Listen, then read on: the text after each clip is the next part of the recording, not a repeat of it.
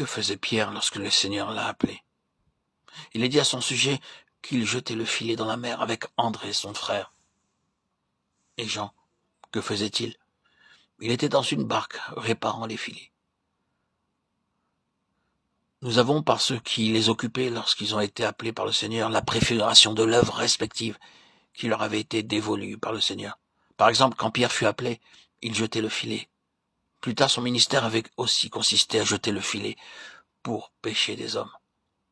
C'était une œuvre de pionnier, car il fut le premier à atteindre les Juifs, et aussi le premier à ouvrir aux non-Juifs la porte du royaume de Dieu. Il jeta le filet et attrapa beaucoup de Juifs. Il le jeta de nouveau, et il attrapa aussi de nombreux païens. Mais après cela, le filet se rompit.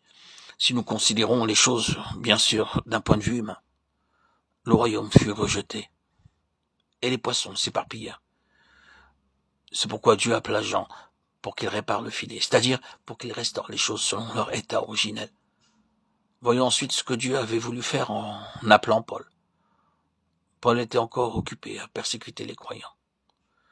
Sur le chemin de Damas, Dieu fit resplendir sa lumière sur lui. Et Paul demanda au Seigneur, « Que ferai-je, Seigneur ?» Acte 22:10.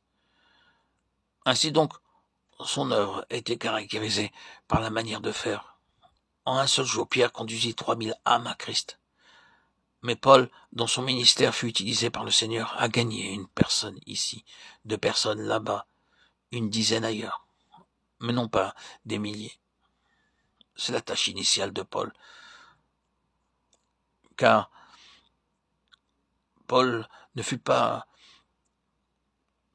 à même d'amener des âmes dans l'Église, mais plutôt de les édifier.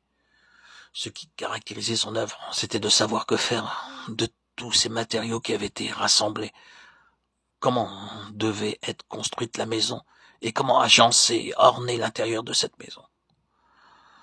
Nous découvrons dans le livre des Actes que son travail terrestre était celui de faiseur de tentes, pour que des personnes puissent en faire leur demeure. C'est pourquoi nous pouvons dire que, dans le domaine spirituel, il fit aussi des tentes. Paul fut utilisé par le Seigneur pour donner à la grande nappe de la vision de Pierre, acte 10, 11, la forme habitable d'une tente. Quelle fut l'attitude générale des personnes à l'égard du ministère de ces 3 hommes? Hélas, elle fut très mauvaise, et nous ne pouvons que nous attrister en voyant une telle attitude. Au fil de lecture de l'Évangile, nous examinons les choses et nous constatons que ces 3 témoignages apportés par Pierre, Jean et Paul ont été rejetés.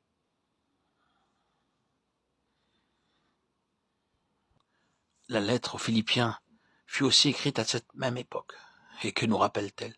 Tous cherchent leur propre intérêt. Philippiens 2, 21.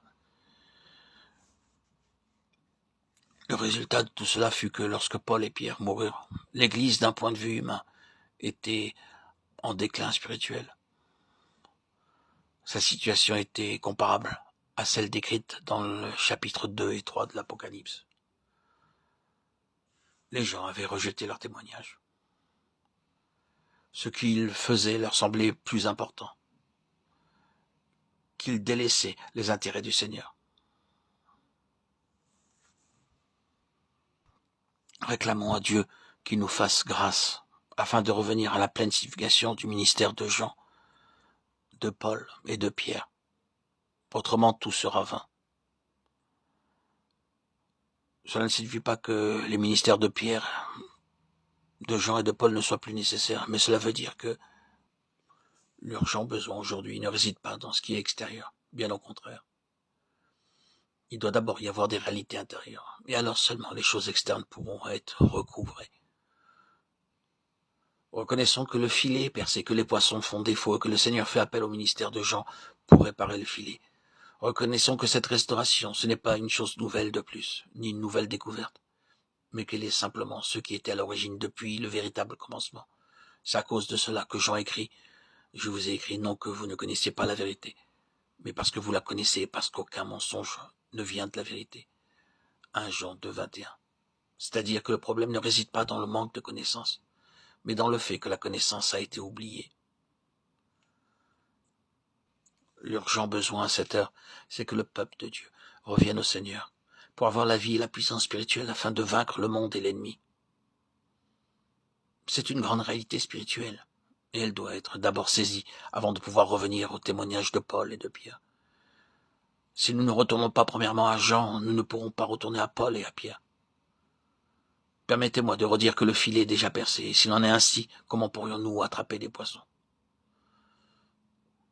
Réparons d'abord le filet, saisissons premièrement celui qui est la réalité, avant de faire quoi que ce soit d'autre.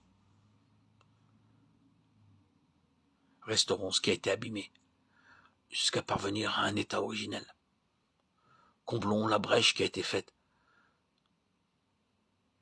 par ce qui était au commencement.